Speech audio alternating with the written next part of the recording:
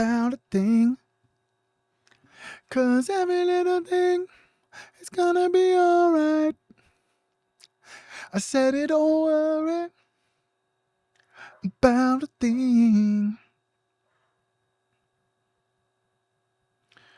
What's up, guys? What's up? What's up? What's up?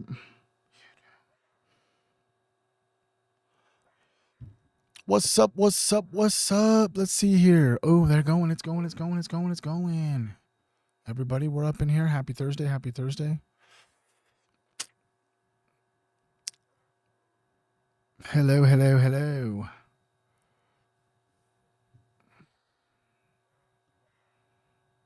What's good? Hello, everybody.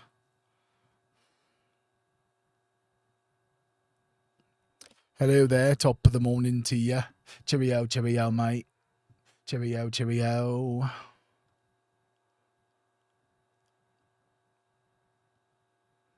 What's good? Melissa Clark's in the house. What's up, Brain? Team Humans in the house. Let's go. What's good, everybody? We're up in here today. How's it going? How's it going? What's up, guys? What's up? What's up? Let's see here. Everybody should be up in here, able to talk and chat and do the thing. I'll just move this over just a little bit. How's it going, guys? What's going down today? It's Thursday, guys. It's Thursday. Good, grand evening. I'm just trying to generate this little freaking thumbnail real quick. How are you guys doing, though? What's been going down? I was actually just over here. You guys want to see what I'm looking at real fast? Hell yeah. I was actually just over here looking at this crazy ass thing, bro. Do you know what this is, bro? This is a research proposal for Ben Gortzel.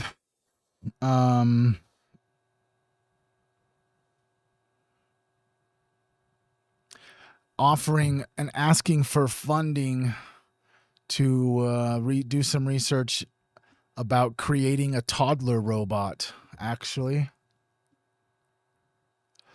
Where is it at right here?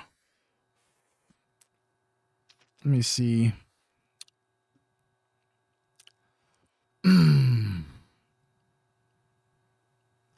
Yeah, they wanted to make these robots like little kids, bro. It's pretty sick and disgusting, actually, if I'm being 100% honest with you. What's up? What's up? Everybody coming up in here. Let's go. Hell yeah.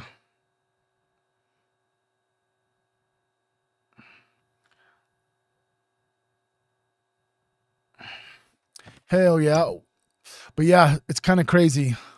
Right here it says the pitch, a robot that passes preschool IQ tests. In February 2013, Ben Gortzel submitted a formal research proposal to the Epstein Research Foundation, or the Epstein Foundation, excuse me, titled Creating Robots with Toddler Level Intelligence.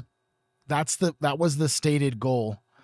This is viewed as an initial step toward a larger goal of creating a toddler robot with the general cognitive collapse or the cognitive capabilities of a 3-year-old human child. See that right there? Right there to Epstein. What's up, everybody? What's goody? Oh, let me just hurry and download this little image real quick so I can freaking update it on the YouTube so the YouTube don't look all weird because it has the wrong one. The wrong one. What's up, everybody? How are y'all doing? What's up, Rain? Happy Thursday, dude.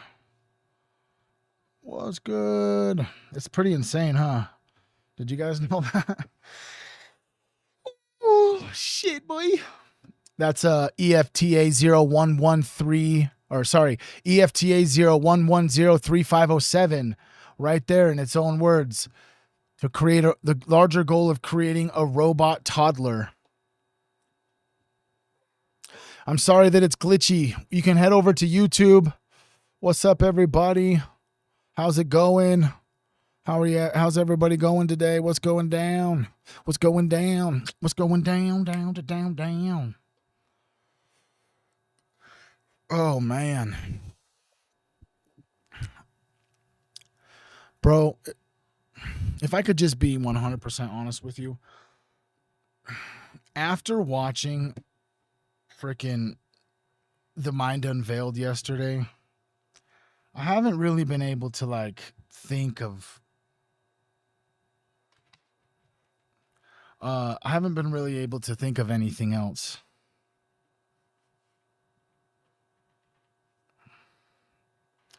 If I'm being 100% honest with you, all I can think about is fucking how potentially the entire Bible is actually talking about Baal worship and like cannibalism and shit. Maybe that's just me. I don't really know. I don't even have enough capacity to explain it right now because fucking it's just too insane, bro. It's just too insane to really get into it. You guys want to keep looking at this real quick? Okay. From Ben Gortzel. Right here. Hey, Jeffrey. Hope you enjoyed Africa or are still enjoying it if you're still there. That's one continent I've yet to explore, except for Morocco and Egypt.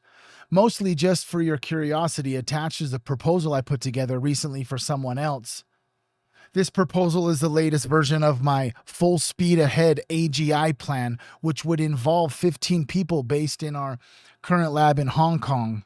The result would be an AGI controlling a video game character and a Hanson robo-kind humanoid robot with roughly the same intelligence as a young human child.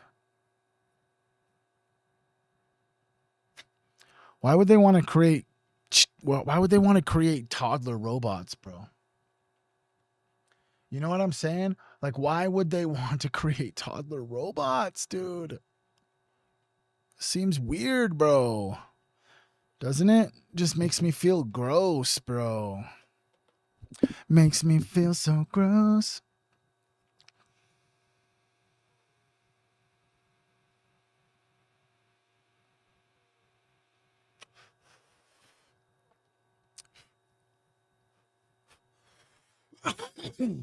Queen Trip's in the house.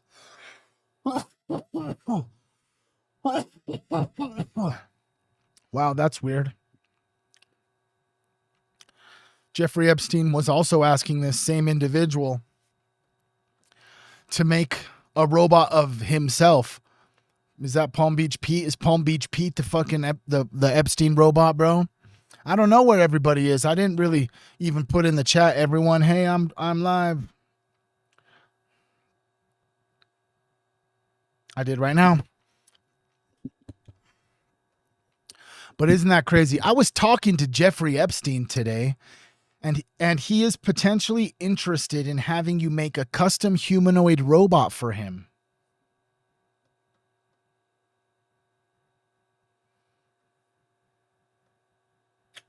Weird. Probably a duck is better. Oh, yeah. You guys want to see that? Can you pull up emails about Jeffrey and his interest in uploading his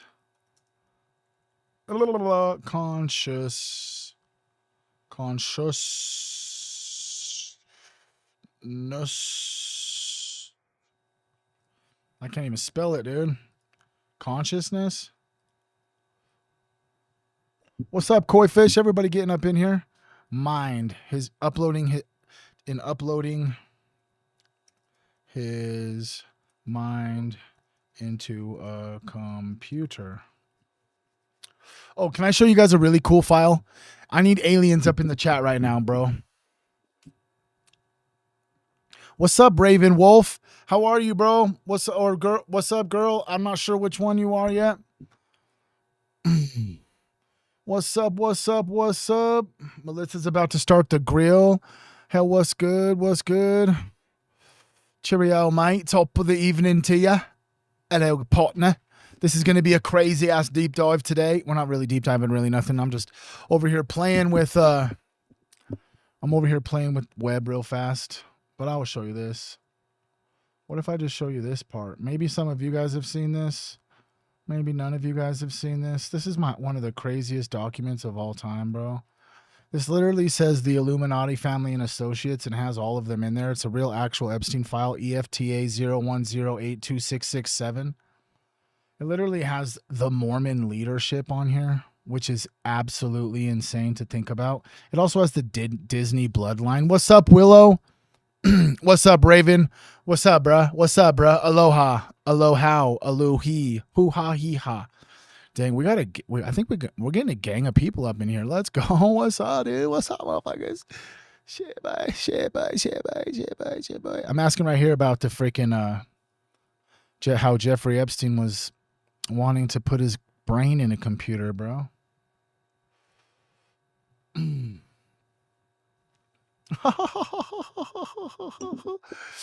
Right here. This is just one where he's like talking about, wanting to seed the human race with his DNA.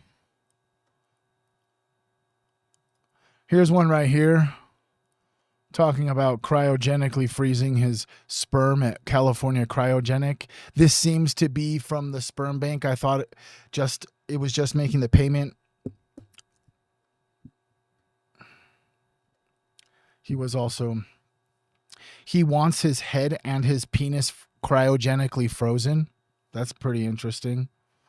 Gortzel, who received $100,000 from Epstein's foundation as vice chairman of Humanity Plus, fed Epstein a steady stream of mind uploading material. In a long document recommending scientists for Epstein to fund, Gortzel highlighted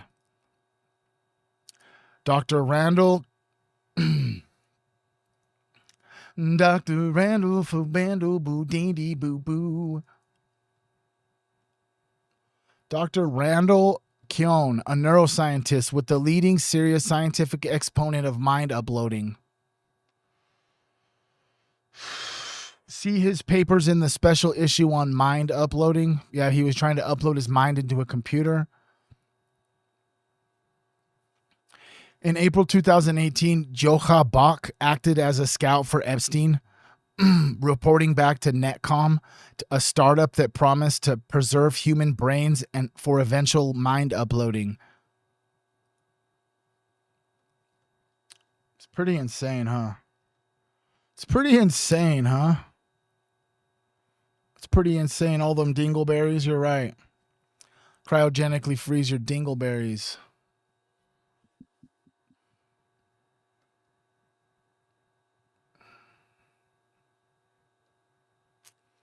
The shit gets pretty crazy. Epstein pursued immortality on multiple fronts simultaneously.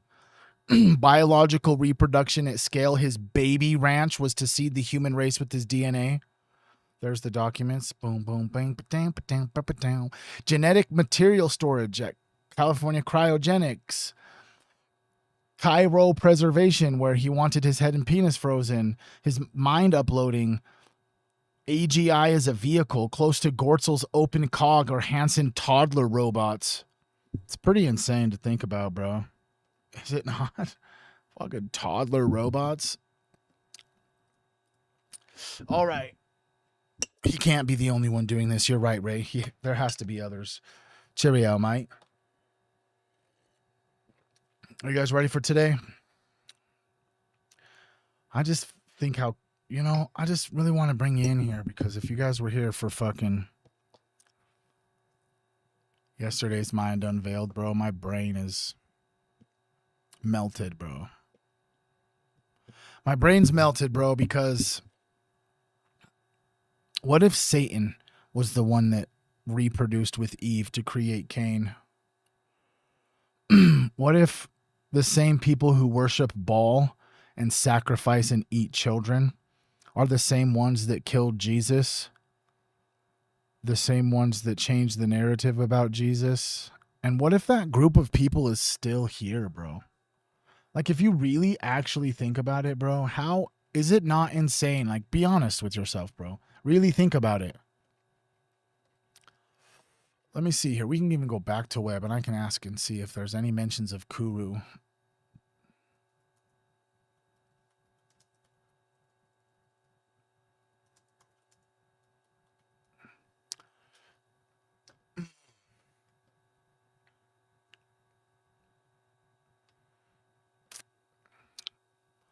Okay, it just says in web, it says that there is no mention of Kuru. Kuru is what happens when you consume human flesh, specifically the brain. But what's up? We got 15 people on Facebook. Let's go.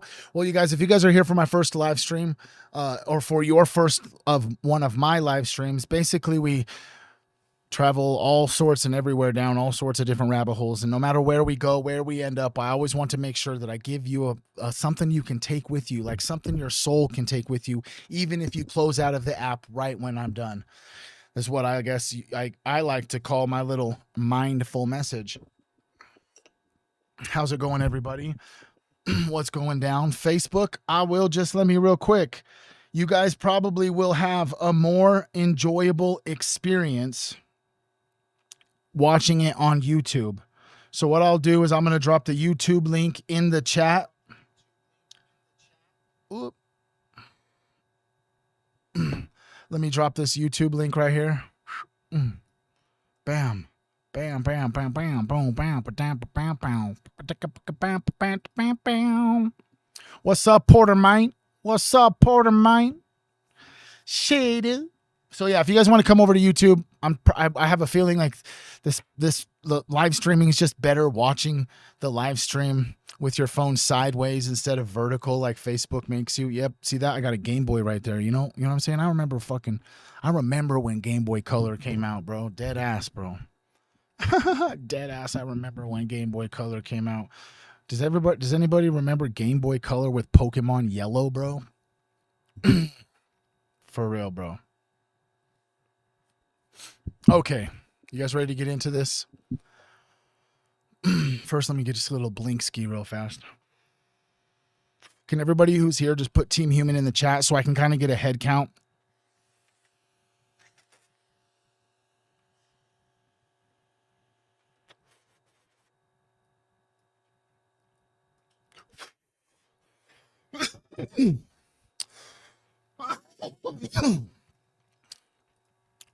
Cheers. Bing. But what if the most powerful thing you can do in a moment like this is to refuse to go mentally and spiritually offline? If that already hits, you can just comment, I'm staying awake, so you can mark the moment that you decided that you're not going to let this world continuously just push you into autopilot. Because let's be real, bro. This is not the soft season in history. You're waking up to headlines about wars, missiles, storms, collapsing systems, crisis, and none of that stuff you really asked for, and are still being asked to live in this lifetime. The easy response to everything that's going on, the chaos, the anxiety, is really simply just to shut down, to scroll past, to numb out, just to pretend that it's all background noise. But really, every single time that you do that, a little bit of your awareness, it goes dim. A little bit of your power starts to slip right out of your hands. The world is loud. Your spirit, though, it doesn't have to be silent. There's a difference between being overwhelmed and being awake. When you're overwhelmed, you'll say stuff like, I can't handle this, so I'm checking out. But when you're awake, you just simply say, I can't control all of this, but I refuse to let it control my mind, my heart, and my choices. One is collapse. The other is consciousness, bro. You were not built just to consume headlines. You were built to carry presence. Presence in how you think. Presence in how you love. Presence in how you respond when everything around you starts to shake. And presence disappears the moment you go offline inside of your own life. It's easy to go mentally offline and still kind of look productive even. You can show up to work, you could post content, you can hit the deadlines, you can answer your text and still be half asleep to what all of this is actually doing to your soul. because numbness looks like survival, bro. But numbness slowly erases you. Because when it gets to the point where you're so numb that you stop feeling, you stop seeing. And when you stop seeing, you stop choosing. And when you stop choosing, it's inevitable that you're going to start drifting into whatever has the loudest voice, the strongest fear, or the heaviest narrative, whatever it says to do next. But what if your real job inside of this moment is not to carry everything, but to stay conscious inside of something? Conscious about what you absorb, conscious of who you're becoming, conscious of whether your reactions line up with your values and not just the chaos. Because I'll be honest, bro, you can't fix the whole world, but you can refuse to let the whole world erase your awareness. The most dangerous thing about times like this, the ones that we're currently in, it's not just what's happening out there. It's when it's what's happening in here, in your inner world. When you let fear, outrage, and exhaustion run the entire show, you start questioning, you stop reflecting, you stop holding space for nuance. You start reacting to everything like a reflex instead of responding like a conscious human. Reaction is always easy. Consciousness is work. But only consciousness gives you a future you can actually choose. If you're still here, you could also just comment something regarding like no autopilot. Because autopilot might get you through a normal day. It will not get you through a historic one. These are not ordinary times. You need to fill your mind. You need to fill your heart. You need full awareness online. And you need to be able to say, I can see what's happening. I feel what's happening, but I'm still choosing how I show up. That's real power right there. Not control over events, but control over your response. And here, to be honest with you, is the heavy truth, bro. If you let this moment in history right now turn you numb, you give away the one thing that you actually have. Your own conscious participation in your own life. You will stop noticing what matters. You will stop hearing the quiet guidance. You stop catching the small opportunities to do good, to grow, to heal, to shift, and to help. The world doesn't need just some more noise. It needs more people awake. People who can feel the weight of everything that's happening and every day still choose to be kind, still choose to be clear, to be grounded, to be willing to think for themselves instead of outsourcing their mind to whatever's trending on X. Staying awake, bro, doesn't mean watching every horror story on repeat. It means you're refusing to disappear emotionally and spiritually when everything starts to get hard. Staying awake means that you limit what you let your mind do blindly. Sorry, let me say that again. You limit what you let your mind do without going blind. You give yourself time to process instead of swallowing everything raw. And bro, after yesterday's stream, I'm still having a hard time processing all that stuff. Even from all of the stuff that happened and everything that I'm processing, to try and stay awake, you have to stay curious instead of instantly get cynical to every piece of information. You have to ask, like, what is true? What feels true instead of what's easiest to believe? That is what conscious people do in chaotic times. They keep their awareness intact. And if you felt yourself like shutting down recently, this is your wake-up call, bro. You're allowed to step back from the algorithmic feed. You're allowed to slow your thoughts down. You're allowed to breathe, to pray, to meditate, to journal, to sit in silence until your mind comes back online and your spirit stops spinning. Regulating your nervous system and your awareness is not denial. It's actually stewardship. You're stewarding your focus, your attention, your emotional energy, your ability to see clearly when everything is trying to blur your vision or to make you scared. And here's the epic part, to be honest with you, that most everybody starts to miss. In times like these, the most rebellious, powerful thing you can do, bro, is just simply just to stay human, bro. Stay sensitive when the world pressures you to go numb. Stay thinking when the world pressures you to be reactive. Stay spiritually connected when the world pressures you to live only on the surface. You won't always have the perfect words. You won't even always have the perfect plan. But if you are awake, at least you have choice. Choice to slow down, choice to question, choice to love, choice to turn away from what is poisoning your mind and what brings you more towards alignment and restores you. So let this be your clear line in the sand. I will not mentally or spiritually go offline just because reality seems heavy. I will feel it. I will face it. I will filter it. And then I will decide consciously who I'm going to be on the inside. Because the world can be insane, but that doesn't mean that you have to. And the more you stay awake, not panicked, not numb, but awake, the more you become one of those rare people who can carry clarity in a fog, peace in a storm, and truth in a time when so many are settling for whatever is the loudest. If something in you knows this is your call, you can just comment, I'm staying awake, one more time. Not for the algorithm, bro, but for yourself. So you remember that in the moment like this, your greatest power is not escape. It's consciousness. I love you, Team Human.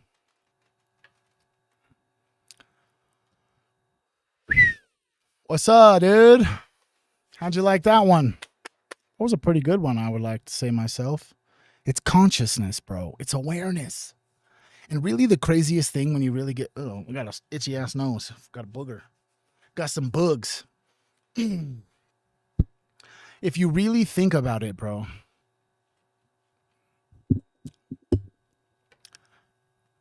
it's so weird, isn't it? Like, we live in this reality that's physical to us, but then every other human is also living a digital reality. And so this digital space living parallel to our physical space, where the humans that are living in each space are halfway in one and halfway in the other. And I think that's really just like the whole entire goal, bro, is that they're trying to get it to where you never live in this real space that we're in, that you only live in the digital space. Because I'm pretty positive. I'd like to say I'm confident in the fact that they've pretty much mastered exactly what's necessary to be able to trigger dopamine or serotonin inside of your brain when you click a certain button or you watch a certain thing. And, you know, you're sitting there and you're like, you know, the little camera you have on your phone to unlock your phone. Yeah, it's like taking pictures of you like every few seconds, and it's just like watching all of your little micro expressions, so it knows when you're angry and when you're sad and when you're upset, and then all of these things. Then your whole entire algorithm is just really basically built to keep you on the device, to trigger certain emotions in you. And then right after they get a huge emotional dump, they hit you with an ad, bro, because you're more likely to spend money when you're emotional.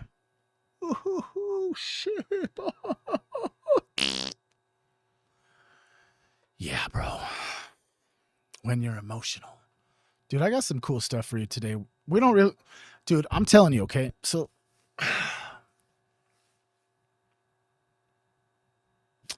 Bro, do you know how crazy it would be is if the entire Christian religion in the beginning was really written by cannibals, and that they were like sacrificing and consuming children, and the people that were in power just so happened to also be part of this deity worship where they sacrificed innocent children. And it just so happens to be that the people who constructed the religion around an individual that came to planet Earth not to be worshipped, just to teach everybody how to be like him. It gets kind of crazy, bro. Bro, those Mind Unveiled documentary, it's got me all fucked up. It's got me all fucked up, bro. You know what I'm saying? Who do we got up in here? Vanessa, what's up? Francine, what's up? Karen's in the house. Let's go. We've got Sammy Sweetheart. What's up, Sammy? Monica, Brianna Cork is up in here. We've got Bren69, Release and Transform, Probably a Duck. Melissa, Angel Blue, Apple Juice, what's good? We've got Julia, Ray, 1892, Big Tone. What's up, dude? What's up, dude? What's up? Okay, you guys ready to see some crazy shit, bro? I got some clips, and then we're going to just chill at the end of the stream, dude. We're just chilling tonight. It's just a chill-ass night, you know what I mean? What if the Great Wall of China was actually the Great Wall of Tartaria, bro? Check this out, bro. 71 miles. They've kept this hidden from you. The Great Wall of China is... They've kept this hidden from you. The Great Wall of China is 71 miles long. Let me put that in perspective. Crossing the U.S. coast to coast is about 3,000 miles. Now multiply that by 4, and then add 1,000 miles. That's how massive this wall is. Now the question is, who builds something that massive for centuries just to keep a few nomads out? Here is where things get strange. They started building it in 220 BC, over 2,000 years ago. Back then, resources were scarce. Manpower was everything. Nope, I didn't watch that whole video. That was kind of dumb. Sorry about that. That was kind of dumb. But the craziest thing though, really though, like if we come back over here to Perplexity, bro.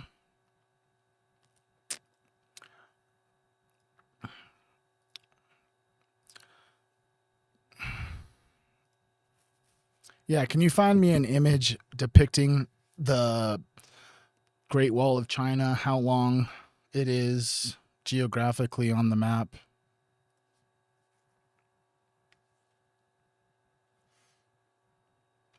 Yeah, they said they found Noah's Ark. I know that. Like, if you really look at this, bro, this thing is fucking humongous. Like, look at this image, bro.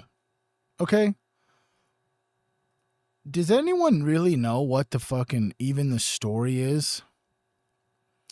What the story of the Great Wall of China actually is? Like, what if it was a Tartarian thing, bro? You know how they talk about how all this Tartarian shit, especially in America, was found? You know what I mean? It was found. Anyways, check this out.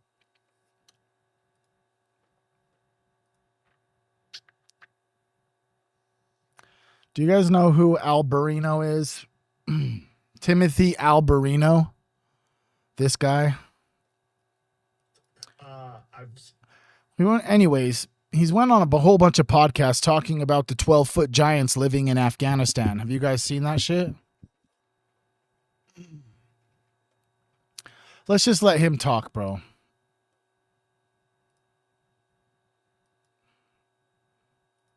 Anybody? You got anyone? You guys recognize this guy's face?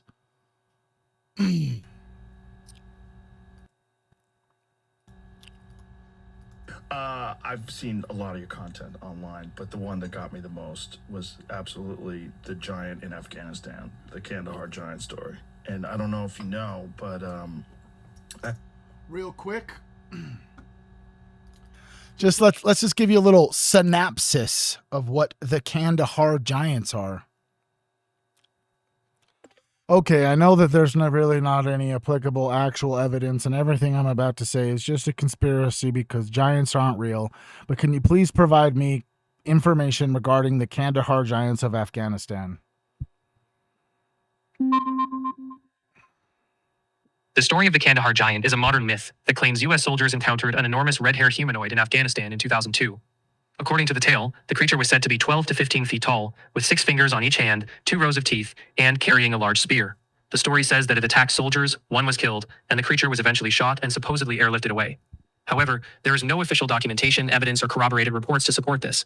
Fact checkers like Snopes and the Military Times have investigated and found no credible proof, and mainstream investigators consider it an internet hoax or modern folklore. So it's an interesting story that Of course, it's allegedly, dude. There's not giants in Afghanistan. There wasn't the Tomb of Gilgamesh in Iraq.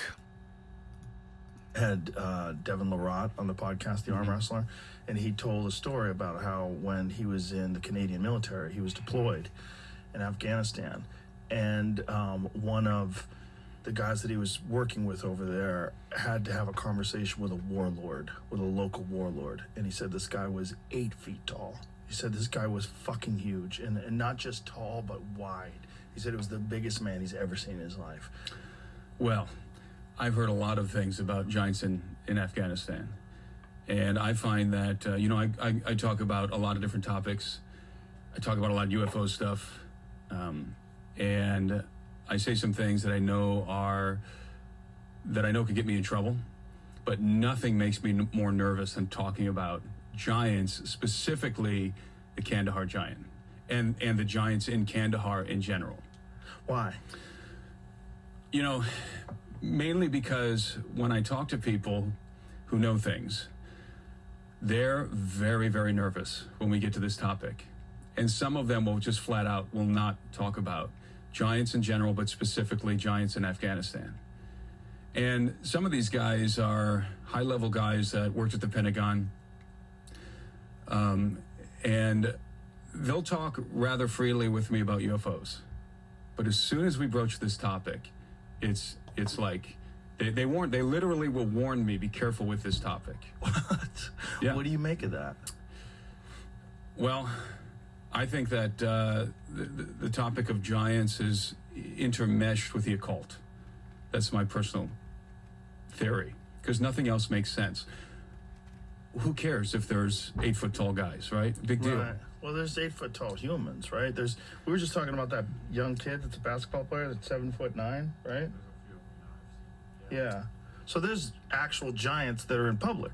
Right. That like play for the NBA. And Right. They're out there. You could meet them. Mm-hmm. But when I say giants, I'm talking about 9 to 12 feet tall. That's 8 to 12 feet tall.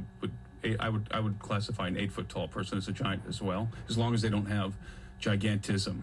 Right. That's a completely different thing. Right. Gigantism is a disability. This Kandahar giant story is very crazy because what's interesting about it is the people that I've talked to that have been in Afghanistan, that were deployed in Afghanistan, not just Devin, but other people, they don't dismiss it. They say, we've heard some weird shit about that place. And the thing that they always say is, you got to realize, like, Afghanistan is an old country. It's old and it's very remote. Like, most of it is very mountainous. It's controlled by warlords. And, look, there's these... What are those? Are they Greek or Roman, those structures that are there that date the Greek? You tell me, do you believe in giants, bro? I believe in giants, bro. Oh yeah, especially I wanted to show you guys this. You guys might have already seen this, but it just came across my X feed. Look how fucking huge this animal is, bro. If this is real, you never just know. Everything on the internet's supposedly alleged, but look at this thing.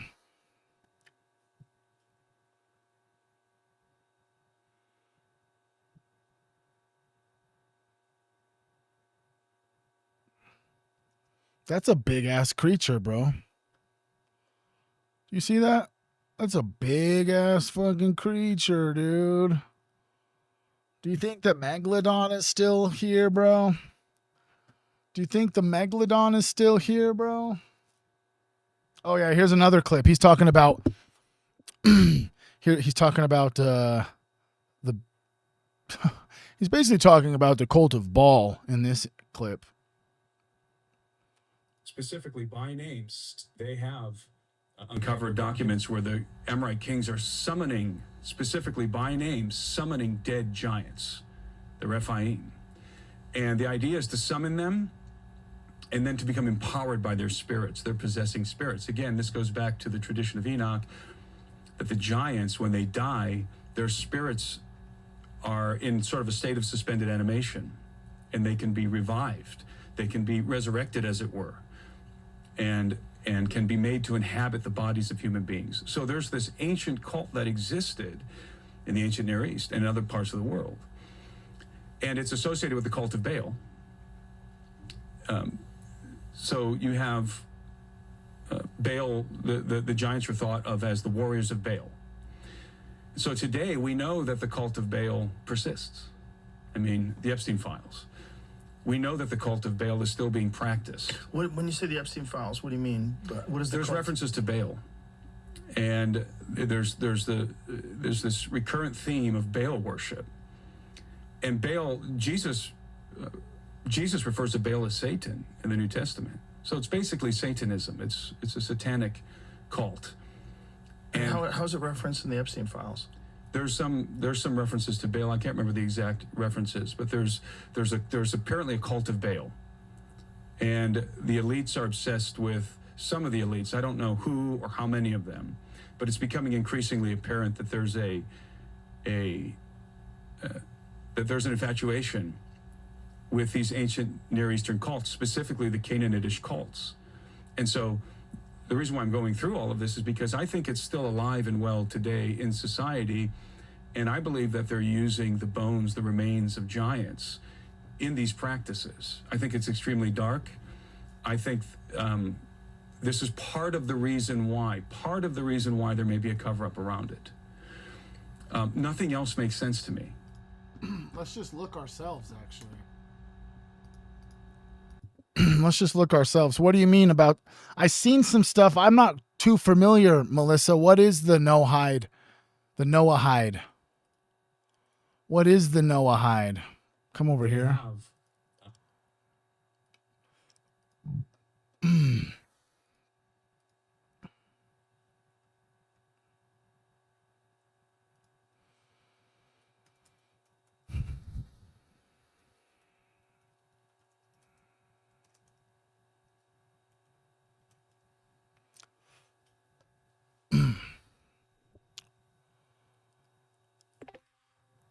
What is this new organization called Noahide?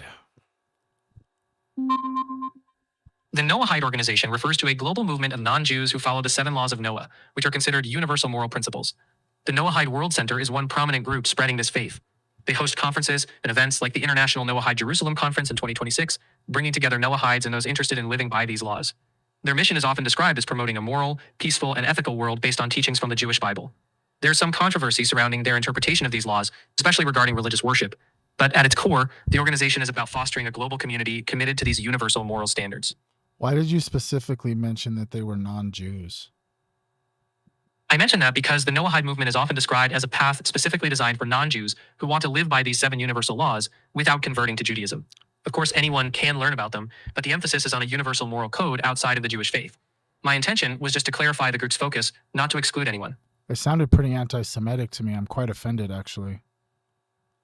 I'm really sorry if it came across that way. That was never my intention. The Noahide tradition actually comes from Jewish teachings, and many Jewish leaders... It doesn't leaders... really matter. From what I've learned from the mainstream media, it doesn't matter if that was your intent. You said something that was anti-Semitic, so now you're an anti-Semite.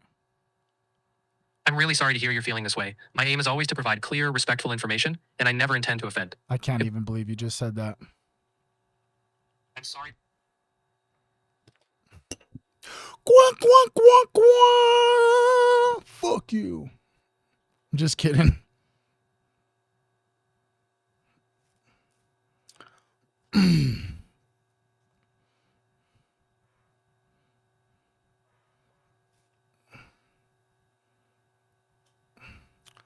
Sorry, just one second. Just one second. Just one second.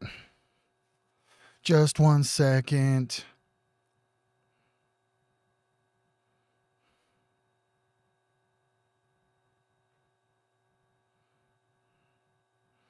My mom is asking me for gas money. Please, can you give me some gas money?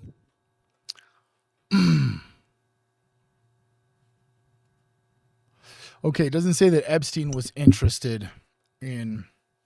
doesn't say that Epstein was interested in anything like Baal. Yeah, did you see Perplexity get all tripped out, bro? You see how perplexity I'll get all tripped out about? Don't be anti-Semitic. You. For some reason, I've always censored my F words when I'm not just saying F words. I always just went, oh my goodness, look at this. Did you guys see this homunculus right here, bro? Do you guys know who Brian Johnson is? He's like this billionaire dude who's trying to live forever. What's up, Mark?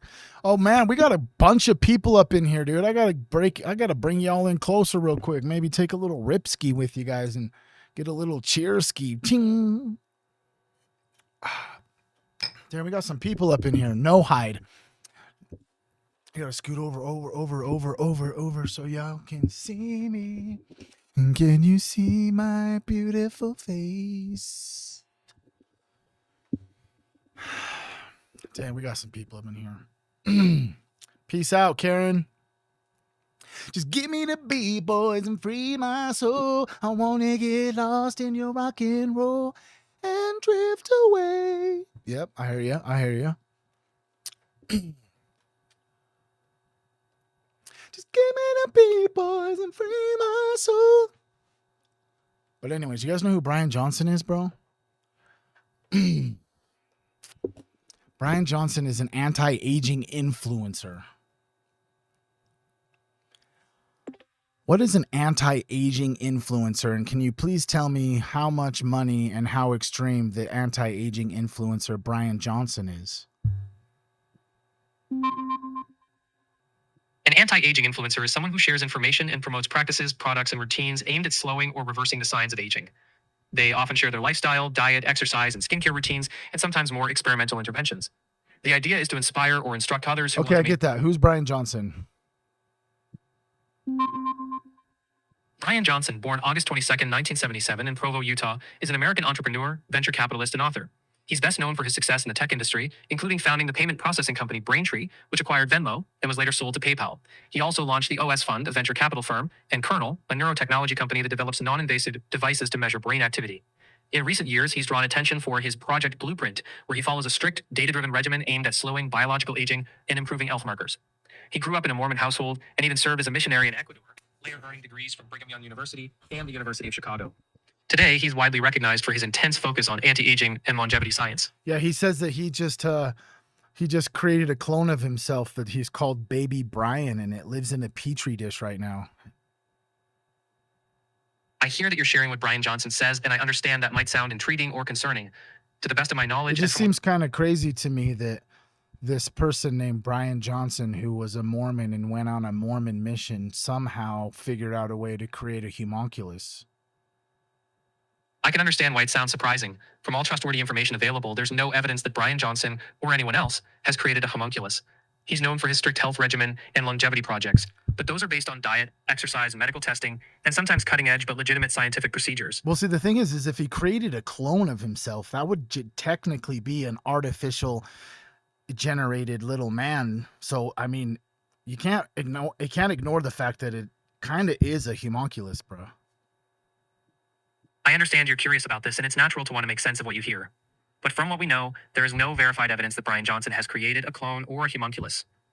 A lot of his work involves rigorous health tracking and science-based wellness practices, not creating artificial beings. Okay, straight from the definition of what homunculus is, if, allegedly, Brian Johnson did create a clone of himself, which would be an artificially generated human, it would be a homunculus though, right? I understand you're working through the definition. Technically, the term homunculus has historical roots in alchemy and early science, referring to a tiny, fully formed human, and in modern psychology, it can refer to representations of the human body in the brain. It's not a term used in contemporary cloning science.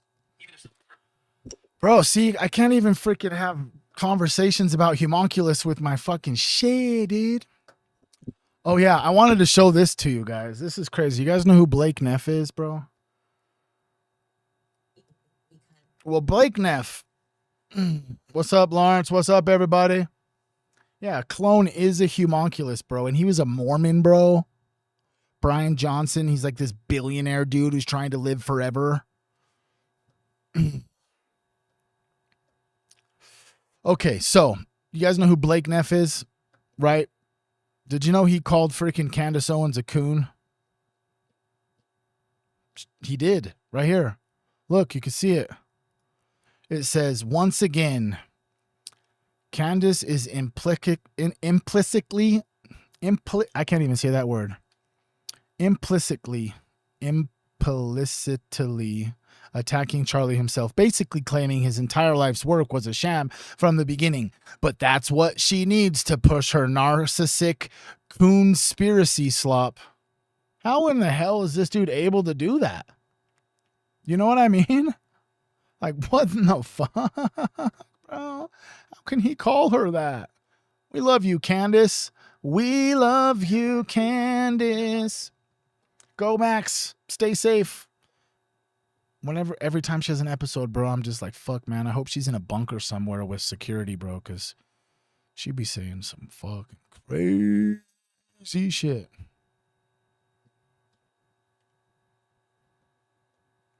Yeah, you're right. He does have some crazy ass disease. Didn't the anti-aging influencer Brian Johnson just come out and say he had like some stomach disease? Yes, Brian Johnson, the anti-aging influencer and former tech CEO, recently revealed that he's been diagnosed with autoimmune gastritis. He described it as his stomach eating itself, and he shared the news with his followers in late June and early July 2026. Autoimmune gastritis is a chronic condition where the immune system attacks the stomach lining, and there's currently no known cure, though he's determined to try to find one. Isn't it like kind of ironic that this billionaire who's like spent tons of money trying to get his health in order all of a sudden just like contracted this weird disease? It does seem surprising at first glance. Brian Johnson has been very public about investing heavily in anti-aging and health. His recent diagnosis of autoimmune gastritis shows that even with resources and discipline, health challenges can still arise. You're right. Even with discipline. Check this one out, though. You guys are going to be... We've talked this guy. This guy's like this new content creator that's coming out. I mean, he's not a content creator. He's like actually like... His name's Nicholas Hauscher. He's like an actual doctor, I'm pretty sure. Epidemiologist and administrator at the McCullough Foundation. I mean, he sounds like a fucking doctor. Let's just hear what he's got to say, though. Have I been lied to as a Florida man about sunscreen protecting me from cancer? Yes, it appears we've all been lied to, unfortunately. This massive study of over 470,000 people confirms it. It's very worrisome that when they compared sunscreen users to non-sunscreen users, the sunscreen users faced increased risks of all the major skin cancers: melanoma, squamous cell carcinoma, and basal cell carcinoma. So all of these cancers were... Wait a second. He just said that people in this study group, people who use sunscreen and people who didn't use sunscreen, the people who use sunscreen had a higher rate of skin cancer in all 5 major cancers, or something, right? That's what he said? Run that back.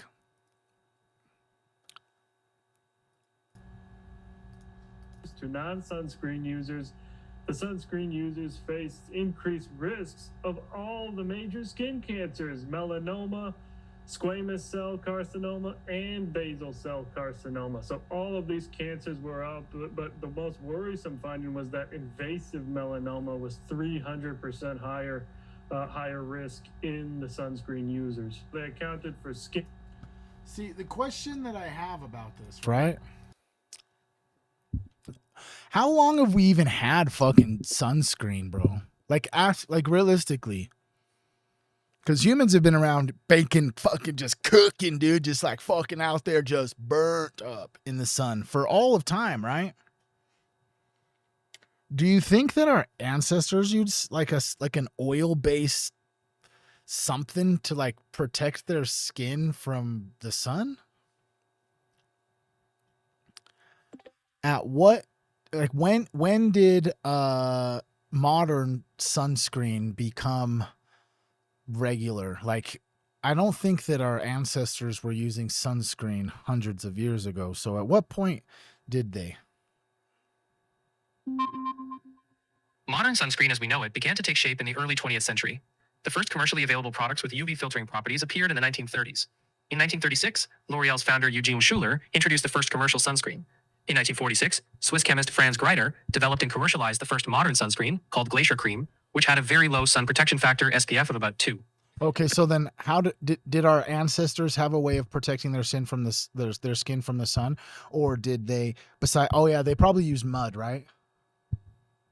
You're right that our ancestors had their own methods to protect themselves. They didn't have modern sunscreen, but many ancient civilizations used natural substances. For example, rice bran, jasmine, olive oil, and even mud or clay were used in different regions to shield skin from the sun. So while it wasn't the same as today's SPF-rated products, people historically did rely on natural. Interesting. Interesting.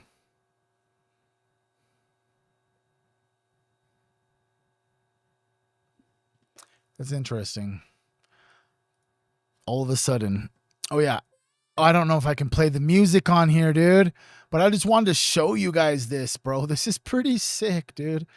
This is like a Viking church that was built in Norway supposedly 1,000 years ago with no nails is what this post says. It says 1,000-year-old Viking church built without a single nail. I could just play it. There's no music.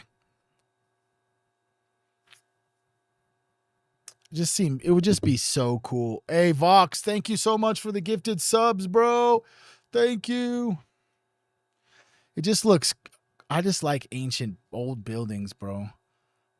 I think that there was a period of time where humans just like actually cared about their products instead of just mass producing them so that where everything looks like a prison and shit, you know? There's no like character or like fucking real artistic fucking nothing and no architecture anymore. You know what I'm saying? There isn't. There just isn't. It's all just like boxed. Like watch here. Let's see here. I'll prime example of how I'm going to show you right now a prime example of how the world has become a prison and everybody's watched it and nobody's paid attention. Can you please find me an image of a McDonald's in the 1990s?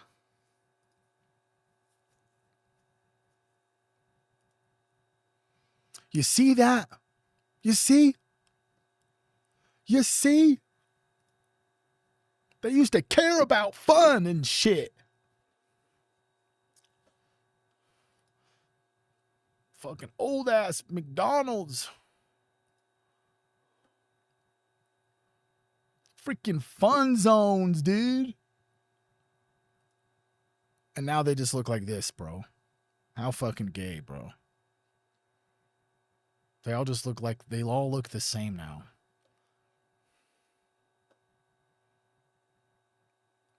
You guys ever seen these like crazy ass creepy rabbit holes about Ronald McDonald? What a weird ass fucking, just weird clowns, you know? Just seems like, I don't know, it seems kind of fucking gay and weird. Oh yeah, Trump just told Americans to stop fighting the data centers and just give up and deal with it. You did? You did, Trump?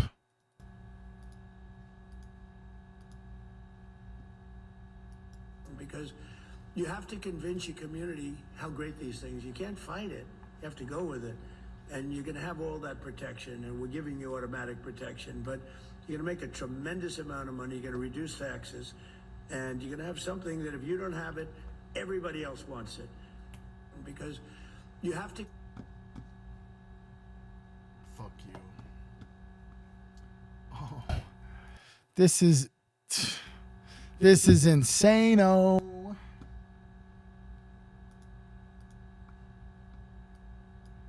Next time someone tells you it's impossible to create a deadly storm, show them this clip. Don't worry if you can't hear what I'm saying. I couldn't even hear myself. This is the loudest sound you could possibly conceive. And as it turns out, the cleanest.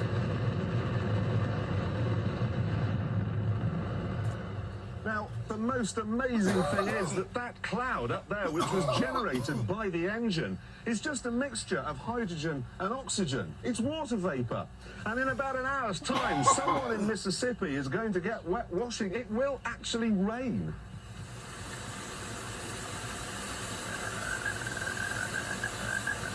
I told you. It's raining. That's unbelievable. Oh. NASA's playing God. It's making its own weather. It's clear we've known how to control weather for decades. I mean, why else would a sitting U.S. president say something like this? It lays the predicate and the foundation for the development of a weather satellite that will permit man to determine the world's cloud layer. I don't know. What do you think, bro? You think that they're making clouds, bro? Just been so concerned about the lines, the cloud lines that go across. Just these cloud lines, bro, that just like go across the sky. You know what I'm saying? I just never ever even seen before in my life so many just weird white cloud lines, you know? It just seems like there's just so much modification happening, you know what I mean? When you're like walking outside and you're fucking, you walk outside and all of a sudden you get up there and you're like, geez, the Freemasons are out because the sky looks like a checkerboard today. All right, so we're gonna watch this. This is 40 minutes long. This one is about Angkor Wat. Do you know what Angkor Wat is? Can I just show you an image of Angkor Wat? This is one of my most favorite places, bro, in the whole world. It's just so mind-blowing, this temple, bro, in Cambodia, bro. We're going to watch and we're going to hang out with motherfucking Base Forge, friend of the show. Decoding Angkor Wat. This was more machine than it was monument. Hey, let's go. Gifted subs. Thank you so much, Apple Juice, for gifting subs, bro. I appreciate that. Shit, bye. Thank you for real so much. I appreciate you, bro. But yeah, so I'm going to just put something up over here for you, just a little watch for a second. And I'm going to go get some coffee because we still got a little, like an hour or so left. So let me just put this clip on. You know who Sean Ryan is? This is what this exorcist, okay? An exorcist had to say about Adam and Eve. I'll be right back. Don't go nowhere.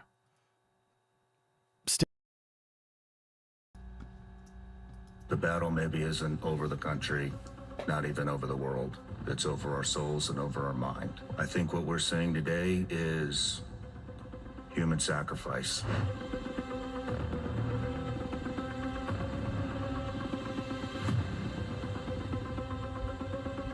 If the battle is within your mind and demons have access to your mind and angels have access to your mind, and it is a human sacrifice. Abortion's a human sacrifice.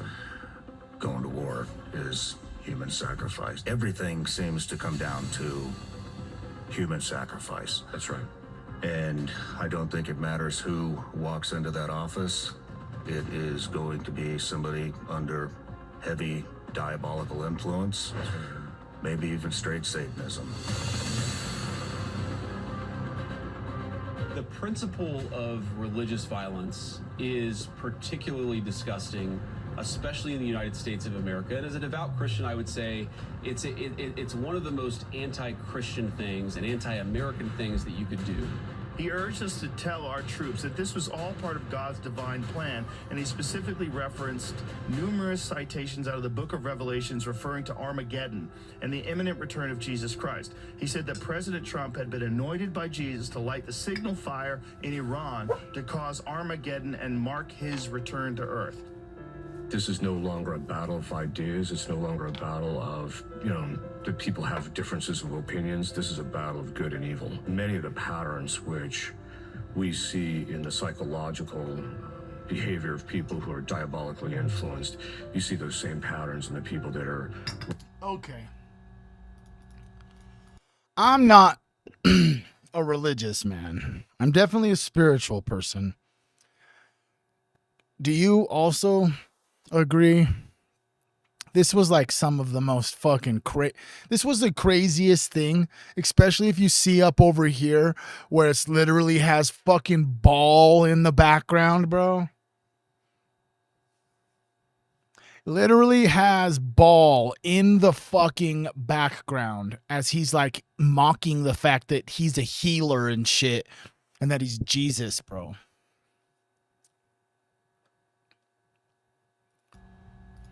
Running the government, you can shuffle the chairs on the deck of the Titanic, but it's still going to go down if people don't address this in a spiritual manner. I'll tell you one thing I've learned over the past several weeks is I will never put my hope or faith in another man. Yeah. Ever again.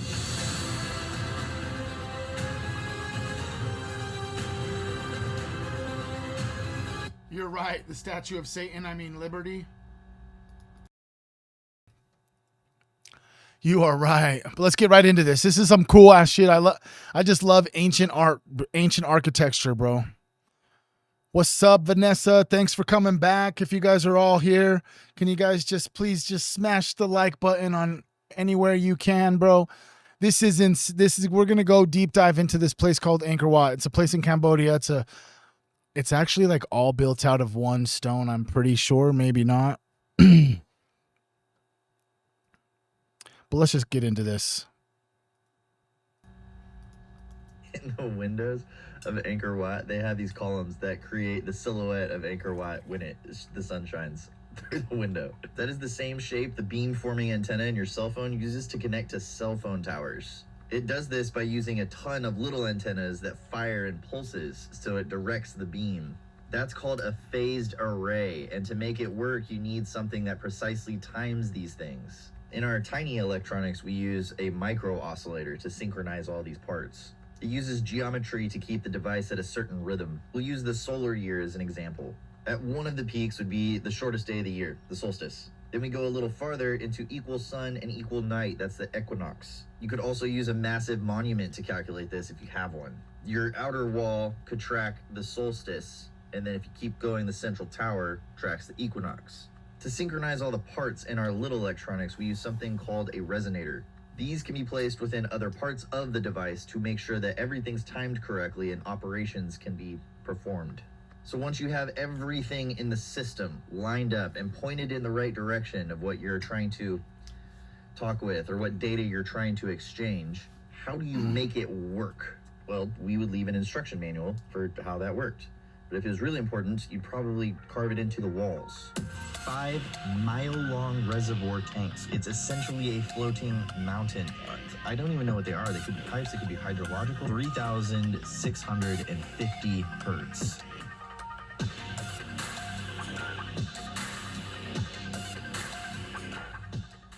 Those are for the demons. Try to make this video 2 times, and this time we will succeed. This is not your normal video on Angkor Wat. This place served a different function than what we're told. Did it function as a religious space, a temple, a place of worship? Absolutely. That is not a lie. But what I want to prove to you is that this place was deliberately engineered for a very specific function. And it's not, this place just looks like an antenna, so it's an antenna. Or anything like that. I want to show you how multiple lines of reasoning, multiple fields of study, multiple disciplines are pointing at the same conclusion. That is called lateral thinking. Vertical thinking is sequential, logical, analytical, and step by step. You begin with a premise and move towards a conclusion through a defined chain of reasoning. This is the mode of traditional archaeology. That's useful, but it's very narrow. Lateral thinking deliberately moves sideways. It reframes assumptions, it makes unexpected connections, it can reverse the problem or approach it from an entirely new direction. This is actually what science used to be.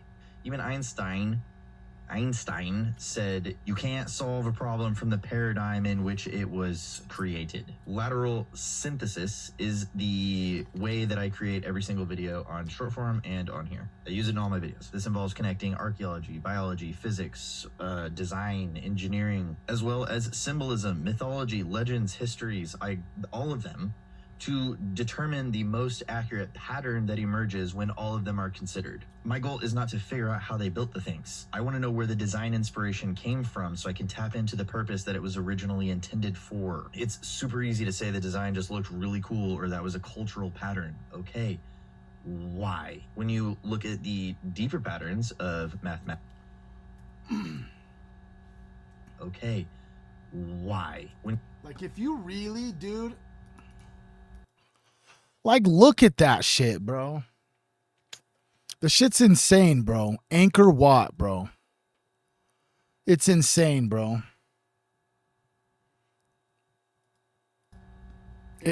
It does, bro. It definitely does. It looks like a power plant, bro. These look like fucking antenna, bro, like made out of stone to collect the freaking electromagnetic field from the atmosphere, bro, and distribute the electricity evenly into where they need it to go. That's why it's all squared off and structured into boxes, bro. That's what I think. A power plant, bro. You look at the deeper patterns of mathematics, geometry, astronomy, all the stuff that's encoded in the building itself, then the real question emerges, which is why, especially in a time when it would have been significantly harder than it would be today, and we don't do any of this. Not saying we don't do cool stuff, or not saying that our technology isn't super dope. That's not the point. So let me show you the point here, and we're gonna start with the established facts, what we actually know about Angkor Wat. It is the largest religious monument in the whole world. The main complex itself is about 500 acres. There are at least 1,000 individual buildings in it. The entire Angkor archaeological complex, including the surrounding temples and the moats and the reservoirs, 400 square kilometers. Freedom units. That's 154 miles. The quarry where they got all this rock from to build all this stuff was 20 miles away. There's roughly 5 to 10 million sandstone blocks that make up just Angkor Wat. A ton of those blocks weigh around 1.5. Look at this. Do you see this? So correct me, I was wrong. Do you see all the fucking individual pieces and rocks in these faces, bro? That is insane, dude.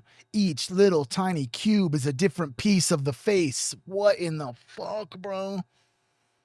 I don't know.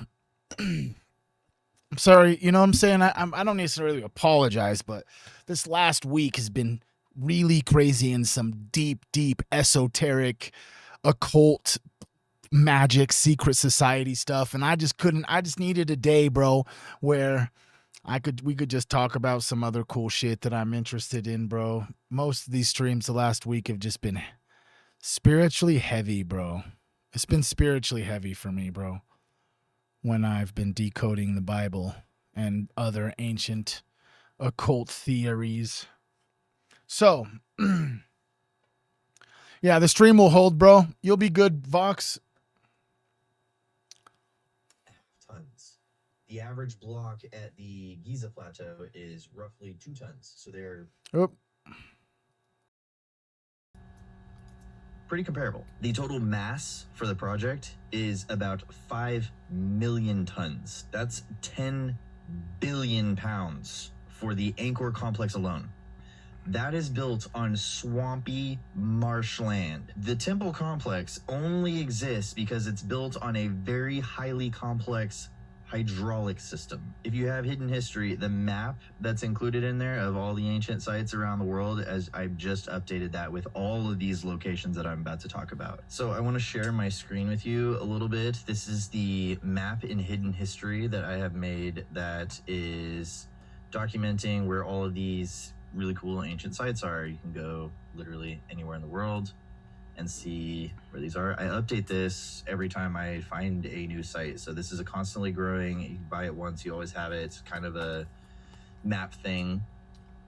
But in Cambodia, I want to go over here to Angkor Wat because most people think that Angkor Wat is just this, but it is not. It is this entire area, and it encapsulates a bunch of temples and a bunch of water reservoirs. Now, Angkor Wat is not the biggest enclosed complex in this entire area either. The Bayon Temple is actually the biggest one, and you can see how big the moat actually is around here. Another really important thing to note. Bro. Do you see how big that is on the planet, bro? What in the fuck was that, bro? That's insane, bro. That's insane. That's humongous. This big ass moat. Let's look up Bayon Temple.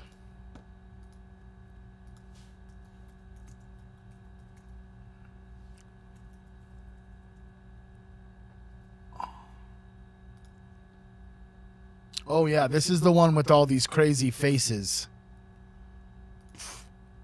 What is that, dude? Tell me what the fuck that is, bro. Look at this beautiful building in the sun. Look at that thing. It's insane. It's insane, bro. Peace out, Vanessa.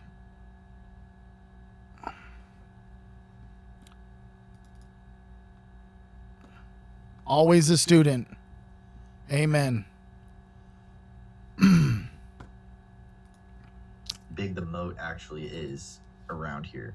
Another really important thing to note is how green the vegetation is just around this temple complex. And obviously they did a lot of hydrological work here, but most of these temples are still kind of overgrown and in a state of, really bad disrepair. There's even a couple step pyramids here. This particular one over here, there's a, it's called Phnom Bakheng Temple. Very cool. Looks a lot like Borobudur in its design. They don't have a 3D thing of it, but right next to it is something that looks like Chichen Itza, which is also crazy. And this one's called Bakse. And both of these are really close to Angkor, but as you can see, a lot of this stuff, and these may be modern, they may be ancient grid lines for farming or housing, but this place is absolutely enormous. And the coolest thing that I ever looked into were these berets. And this one is the West Meban beret. And there's a temple out here, and you have to get to it with a boat, obviously. But it changes throughout the year in elevation, or was that how full it is? Whatever that means, whatever that word is. But you can clearly see that underneath it, there are lines. There are these crazy, I don't even know what they are. They could be pipes, they could be hydrological lines. I mean, some of these are probably modern, farms and stuff, but there are deep, deep, deep lines, like these square lines right here that are, they very well could be, lines of pipes or something underneath that they laid. I don't know if they've looked into it that deep, but both of them, both the east and the west berets, have these features. And then there's this one's crazy. It's the temple's called Neek Pon. I think that's how you say it. But it's super isolated. There's like trees growing out of it. They actually have a walkway to this one, but it's pretty much constantly flooded. Neek Point. Let's look at this one. Neek Point. Neek Point. Neek Point. Neek Point. Neek Point. What's up, everybody? Koi Fish. Audrey, what's up? How are you? Richie's in the house. Let's go. Apple Juice. Oh, Melissa's here. We got Monica, Vanessa, Alfonso, Christy. Neek Point. Neek Point. Neek Point Temple. Neek Point Temple. Maybe I'm a douchebag for talking like that. I don't know. Look at this beautiful temple. Oh, this is the one that has the snake, bro. The Nazca. The Nazca. This has a snake that wraps around it. This is like a serpent temple. Right here. The snake head right here wrapping all the way around. Yeah, the entwined serpents. That's crazy. This is serpent worship like they were talking about in Mind Unveiled, bro. What's up, Alfonso? Look at this temple with all the snakes over here.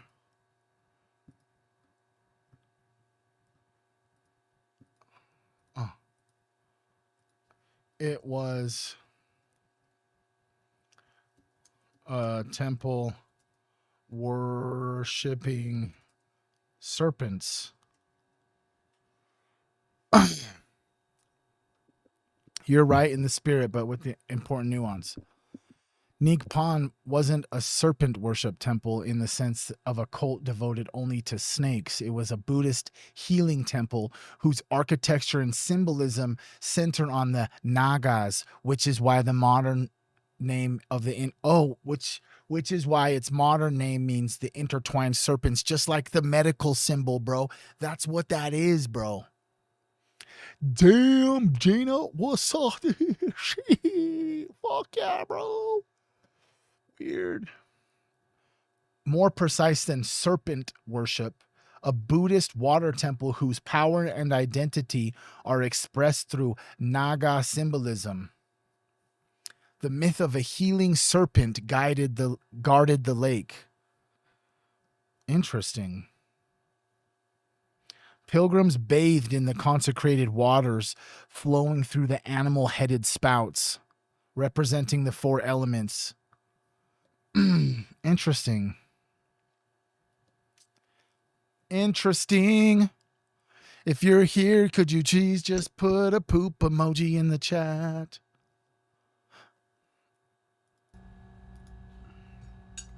Cheers. It's got these entrances, like very clearly the temple was important to have on these sites. And what it was doing with the water, it was clearly interacting with the water in some way. There's a mechanism that still needs to be kind of pulled out, but you can see there's another pre-con is right here. It's another pretty big temple complex. All of them are connected. And this is what I meant by like that, how huge the scale of this project was. They had to divert this lake and rivers that were running through this place to actually create this so that this place wouldn't sink, so that none of these temples would sink into the ground. That is the extent of the Khmer engineering here, which is absolutely mind-boggling.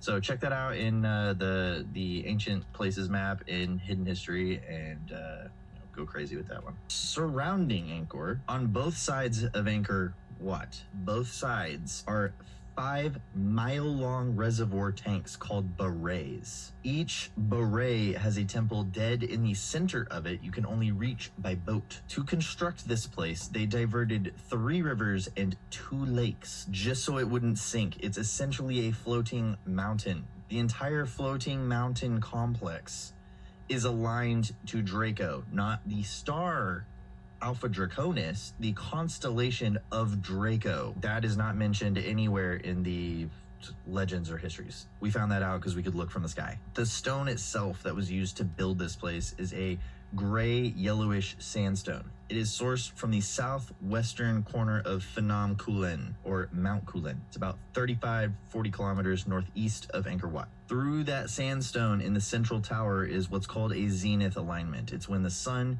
is perfectly straight up and down on whatever it's aligned to. Zenith passages are only possible at places that are close to the equator. Chichen Itza is another. I don't know about you, but that shit's kind of cool, bro. Just having the light coming straight through, bro. It would feel like fuck. It would feel crazy, divine, spiritual. If you're like in a temple and all of a sudden there's just like this one ray of sunlight onto something, bro. It's kind of crazy, bro. It would be crazy. I feel like it would just be a trip, bro. zenith monument. But that's not the only shadow play at Angkor. The windows themselves have these interesting 4-piece cylindrical columns that when the sun hits them, they cast a shadow of what Angkor looks like, the silhouette of Angkor Wat on the wall. That is insane. Let's run that back one more time, because that's actually kind of mind-blowing. Play at Angkor. The windows themselves have these interesting 4-piece cylindrical columns that when the sun hits them, they cast a shadow of what Angkor looks like, the silhouette of Angkor Wat on the wall. That's the normal stuff. Now it gets weird. The quarry where all of this stone is found is called Kulin Park. In this park, you can see where they got the sandstone, but you can also see in the riverbeds, there are lingams, the cylindrical ritual objects used in the Hindu culture. These are generally found in the central towers or central area of Hindu temples. It is a focal point for a Hindu temple. They put hundreds of these things in the riverbeds, so water flows over them. Remember that, it will be very important later. Hundreds of miles away, in India, they did this same thing at a place called Sahasralinga, where there's hundreds, if not thousands, of lingams that are the whole setup with the lingam and the yoni, the table that it sits on, carved into the bedrock of the riverbed. There's a place in India called Sahasralinga.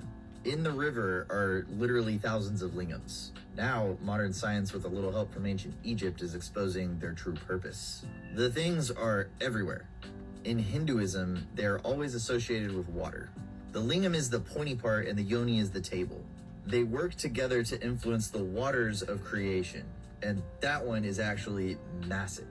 Now think of Shiva as a discharge force. He always has a snake coiled around his neck and a trident. Vishnu is always seen with a lotus, magnetism. When these two are in balance, the creator god Brahma can create. This is the trinity in Hinduism, illustrated by the churning of the ocean of milk. Vishnu supports creation on this turtle, while Shiva constantly reorganizes it. For the experiment, we have a Tesla coil that is Shiva, with these capacitors over here, which are just water. An excess of charge builds up, creating a spark gap. So we have Shiva and Vishnu creating this balanced flow with the snakes, where the trident is the tool to wield it. The Egyptian version is called tying the knot, with Horus and Set in place of Shiva and Vishnu.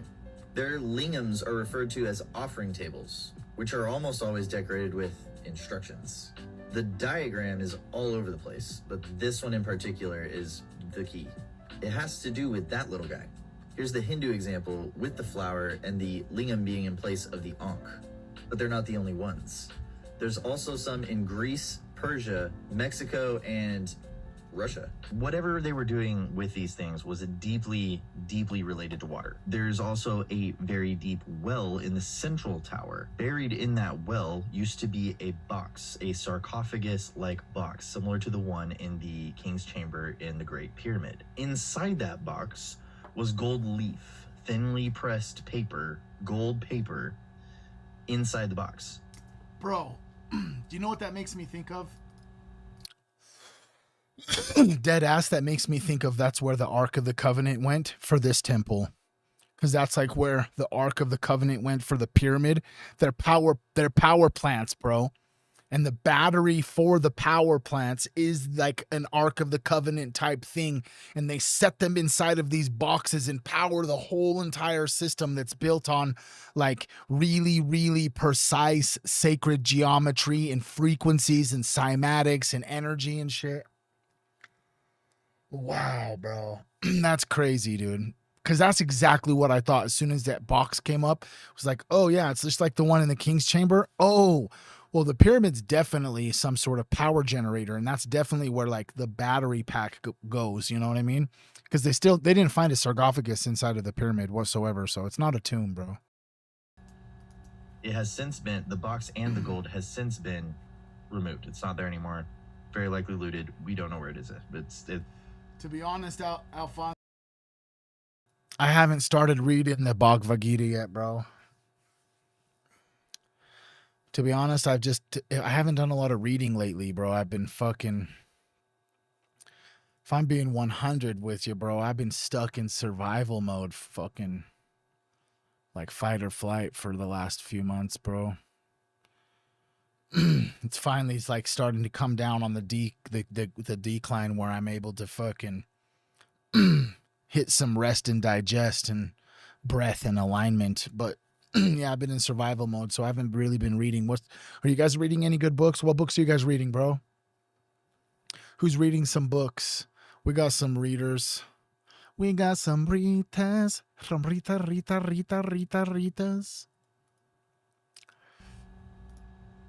It's not there anymore. According to the one singular account that we have from a Chinese diplomat of what life was like in Angkor Wat in the Khmer Empire. Khmer Empire. Jesus. Khmer Empire. Zhao Daguan? I can't speak today. Our homie Zhao said that the towers themselves were covered in this gold leaf. They were essentially gold plated. The stone had gold on it. Now, that looks like a fucking dude. Let me do it. If we just look at this right here, okay, with all of the gold that's all of this, right? Do you know what gold is good for, bro? Gold is good for conducting electricity.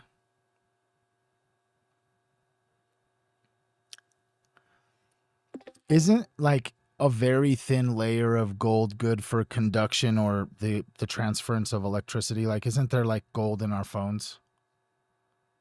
Yes, you're on the right track. Gold is an excellent conductor of electricity, and it's very resistant to corrosion. That's why a thin layer of gold is often used in electronics, including the connectors and contacts inside your phone. These thin gold layers ensure reliable connections and long-term durability.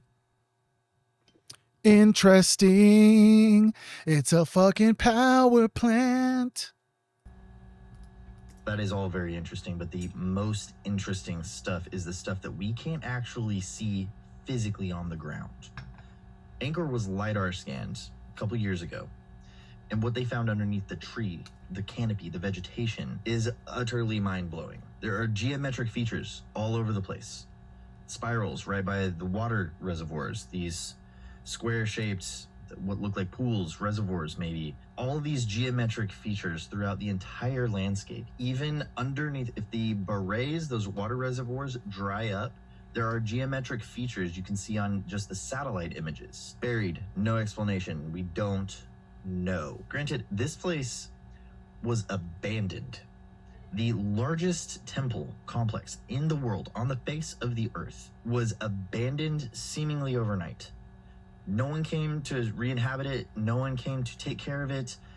There wasn't enough people to take care of it. The locals only knew of its existence and then told the explorers who got there that it existed, and that's when it was rediscovered. There are no other temples like Angkor Wat anywhere in the Hindu world. It is a one of one. There was no practice temples. There were no temples that copied it after. It is unique in Hindu temple design. It was later converted to a Buddhist temple, but its original form was a Hindu temple. So what I want to show now is intentional design geometry. Not that they had a floor plan or a picture and they built it to that picture. We know that that had to have been in existence. They had to do that. What I want to show is that the design aspects don't only look cool, they make sense with physics. If you look at satellite images or the top-down floor plan overlay design concept of Angkor Wat, it incorporates something that I call phi compression. This is used in ancient Egypt. It's incorporated in ancient Greek temples. It's used in ancient Mexico. It's used in Tiwanaku in Bolivia. It is a staple in why classical and ancient architecture looks good. This same exact geometry is seen in the strength of magnetic fields. Magnetic compression geometry is how strong a magnetic field gets when you get closer to the poles of the magnet. That same geometry can be found in the satellite images of Teotihuacan. What the fuck? That's insane. Now, when you look at the harmonic series, which is how music is divided up into notes and chords, there is a subtle pattern linking magnetic field geometry and the harmonic series, and I think you know what it is. Angkor is well known for its acoustic properties, particularly the famous Hall or Chamber of Echoes. It is a chamber where you can stand in and hit your chest like Wolf of Wall Street, and that echo, that frequency of your chest will reverberate for an extended period of time, longer than usual. It's tuned to that frequency.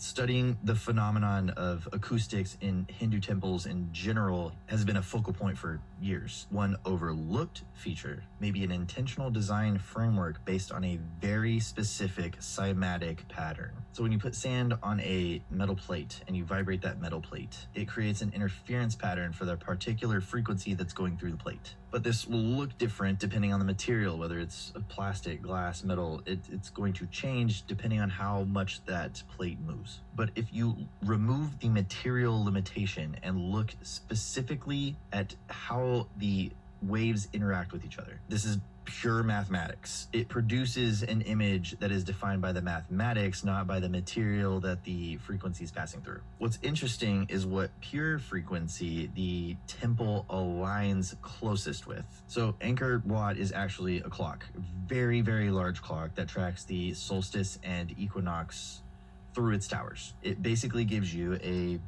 compass rose of the sun at the longest, shortest, and equal points of the year. Sunlight, we're measuring sunlight here. Take a wild guess at what frequency matches up with the floor plan of Angkor Wat. 3,650 hertz. That is dangerously close to the time it takes the Earth to go around the sun one time. Even longer cycles are encoded. Wait, what? Wait, what? That's insane. That is absolutely mind-blowing, especially because you can see that our ancient past was obsessed with astrology and with moon cycles and sun cycles and the constellations and the zodiacs and all of that stuff. But the exact floor plan of the temple is the 360 hertz cymatic, which is like basically how long it takes for a whole year to go for the Earth to go around the sun. That's quite compelling, bro. I don't know. For one, how would they even know what the cymatic frequency pattern of 360 hertz is? How would they know what that looks like, bro? That's crazy. In the dimensions of the walls around the temple. The outer wall's length is the exact ratio of eccentricity to precession. That is the full movement of the Earth's elliptical orbit, the way it changes over time, to the great year cycle. That's the Earth's pole, celestial pole, how long it takes to make one revolution, because the Earth doesn't spin perfectly. It has a little bit of a wobble to it. So they knew how much the Earth's orbit changed elliptically, and they knew how long the precession was. Those are both extremely long amounts of time. On a smaller scale, that is the same exact ratio and the only ratio that you're going to see in chemistry, 6:5. This is where vertical thinking will fall short with a purely scientific analysis. So we're going to use sacred geometry. In sacred geometry, the macrocosm is defined by the number 6. The microcosm is defined by the number 5. Angkor links the two geometrically. Vibration, whether it's light or sound, can be mixed harmonically using a hexagram, a 6-pointed star. 6. The 6 points indicate which sounds or colors will mix together harmonically when you lay it out in a circle. Now, 5 represents the...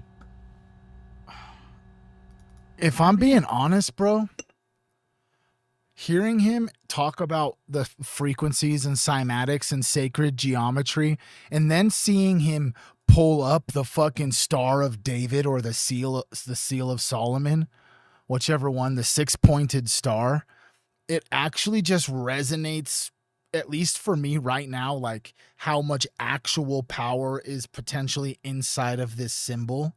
Am I reaching too far? Or to the fact that this 6-pointed star has something to do with the geometry and sacred geometry and sound and light and color and vibration. It seems, I don't know, it just seems quite compelling to me. It seems like there's a lot of connections that I'm learning right now, stuff I have never even seen before, bro. Together harmonically when you lay it out in a circle. Now, 5 represents the microcosm because the 5-pointed star has the golden ratio embedded in each one of its arms, just like you have the golden ratio embedded in your arm and your hand. Now, I made a ton of videos of its connection with nature and where we see it all over the place. So its use in temples is kind of indicating that this is the bridge between the two. That should make a little more sense. Now, the physical bridges that you have to take to cross the moat are That's them right there. That's what I was talking about. The serpents, bro, on these temples, the Nagas. You see the wait a second. Mind Unveiled said what? The number to look out for is what? 1, 2, 3, 4, 5, 6, 7.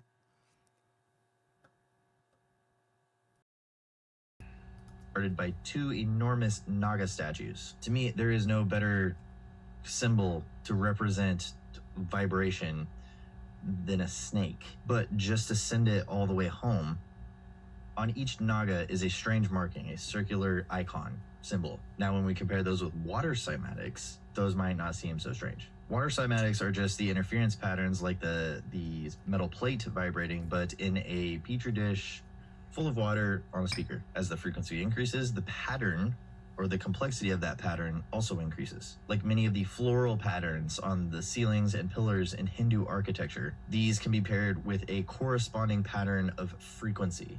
Another design feature seen across the ancient world is something called the triptych gate. This is a term coined by Richard Cassereau. There's two smaller gates on the side of one larger gate in the middle. This is seen in everywhere, all the things from Egyptian pylons to Gothic cathedrals. The working theory right now is that it's a marker of the ancient sciences, like alchemy, that gave the gods or godlike people control over the material world, which is also ironic. Malcolm Bendel has been able to recreate some of these sciences with inventions like the thunderstorm generator. It uses geometry to induce low energy nuclear reactions. Those convert exhaust gas in cars to breathable oxygen. It's been tested on cars, jets, power plants, industrial applications, diesel generators, all of it. It works. Another invention of his is the Vajra implosive turbine. It's named after the legendary weapon that Indra used to defeat Varitra. It's called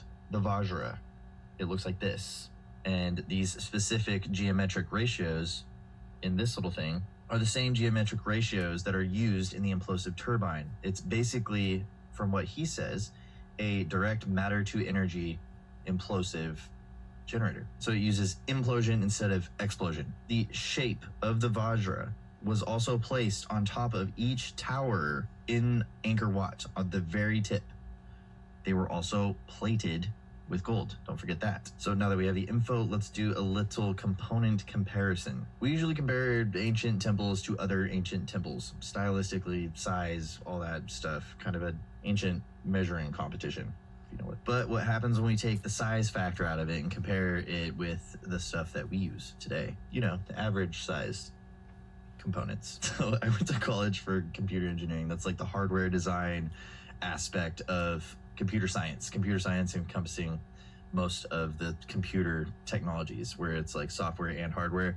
This is hardware based. The first time I saw the geometry of Angkor Wat from a satellite image, I could feel something familiar in my soul. And that familiarity was with a MEMS high frequency oscillator. Those generate microscopic timing signatures that computers use to run the processes that they run. Every processor has something called a clock speed in it, and that determines the speed and performance of a computer or a phone nowadays. It's how fast it can coordinate and process inputs into outputs. Now, if that's on the small scale, what does a large scale component, what role does that play? So every computer, from your cell phone to your laptop, needs a heartbeat to process the information. MEMS oscillators provide that heartbeat. They produce clock signals that synchronize all the other components. Now, remember what clock Angkor is synced to. So I just want to recap where we're at with the Angkor complex being an actual clock. We have the main towers that calculate the 4 points of the year where the solstices happen and the equinox happen, the longest and shortest days of the year, and the 2 days where the sun and the day and the night are exactly equal. The design layout is the cymatic pattern in a pure physics cymatic sense of the amount of days it takes for the Earth to orbit the sun within an error margin of around 1%. The outer walls are in the exact ratio of the two longest cycles that the planet goes through: eccentricity and precession. This is not a debate if this thing is a clock. This is one of the most precise clocks on Earth made out of stone. I also just punched this into Google to verify and see if there was any other related information, and it says the ancient Khmer architects designed Angkor Wat to reflect the heavens. The ground plan of the broader Angkor Temple complex mirrors the stars of the Draco constellation, particularly its configuration during the spring equinox in roughly 10,500 BCE. If you know, you know. And then last, which I cannot confirm this or not, which would be insane if someone knows how to do this, but the zenith alignment, when the sun is exactly straight up with that central tower. So Angkor Wat would be pointing directly at the sun one day out of the year.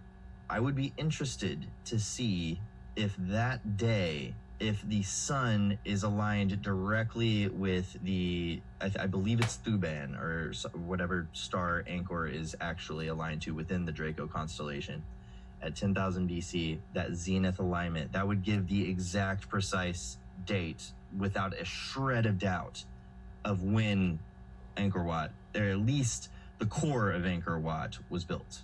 Something to look into. The overall layout becomes so much more interesting when you examine the individual components themselves. The towers themselves could pass for beam-forming patterns formed by phase array antennas. This is what your cell phone uses to send its data to the towers in your neighborhood. It's basically how you get reception. Inside the chambers are the exact design features of a corrugated horn antenna. That is another beam focusing antenna, but focused downward this time. In both of these features, they guide electromagnetic energy with crazy precision. So maybe our perception is just off with what these design features were intended to accomplish. Could we be walking through the internal architecture of one of these? And if they are that scale, what waves were they interacting with? Now, this is where the second comparison comes in. A CMOS sensor converts incoming light into electrical signals. Every camera has one. Ultimately, this produces digital images captured by something like your phone. Now, your phone captures this on a substrate. The CMOS sensor has a substrate as a receptor. So what is the receptor in Angkor Wat? Well, what is the one thing that they tried their absolute hardest to manipulate, and what they have apparently the most of? Water. Water is extraordinarily responsive to vibration across many different scales. And my friend Veda Austin has done some very interesting research on this. She's essentially picked up where Masaru Emoto left off on his studies of how words and thoughts affect the crystallization of water. She just came out with a book with thousands, literally thousands of examples of this phenomenon happening in real time. Now, whether or not every interpretation of this is correct needs a little bit more scientific scrutiny. I'm not one to just blindly believe all of this stuff. But what it's showing is that there's something there that we need to have a conversation about instead of outright dismissing it entirely. We know a ton about water, but it is one of the most mysterious liquids in existence, and it's also a necessary component for life. If we're looking at this as an entire component, so far we have transmission, we have focus, and then we have transfer into a physical medium. This could be energy, it could be information, it could be both. I'm feeling it's likely both. The surrounding landscape adds another mysterious layer to this entire thing. Along the edges of Angkor's moats are the weirdest features I've ever seen in an ancient monument. Very spiral looking geometry. These also resemble structures that are used in modern electronics, specifically phononic resonators. These manipulate high frequency mechanical vibrations. They filter signals, they reduce energy loss, but most importantly, they precisely direct acoustic waves through engineered materials. Now, if these spiral earthworks served a purpose, which clearly they did. If it was a rice field or if it was anything like that, they could have made it any shape. But why these appear all over the place in the entire archaeological area of Angkor is the mystery, but what it suggests is that the surrounding environment may have actually been part of the system instead of a decorative feature or farming land. So once these individual components are viewed together, they start to form one cohesive thing, a larger network. Now there's an established, well-known lifeline of the Earth called the global electric circuit. It is essentially the connection between the ionosphere and the ground, and the groundwater within the ground. Connections between the two could establish connective pathways in the soil. This could create a resonant cavity where mechanical oscillations could be concentrated into standing waves, forms. Within such a system, we could see something like Malcolm was using in the thunderstorm generator, where cavitation is the method for transmutation or transformation of physical matter into whatever you want it to be. But it's important to remember here that geometry is the bridge between those two. That makes the architecture, the geology, and the atmosphere parts of one interconnected system. Our tech, it rarely performs one task. This is not just a cell phone, it's not just an internet device, it's not just a camera, it's all of them at once. The same possibility should be explored here. There's communication, sensing, navigation, and computation all in this thing. Angkor very likely had a similar way of operating. And if you view all of these in isolation, they sound very speculative, even sci-fi.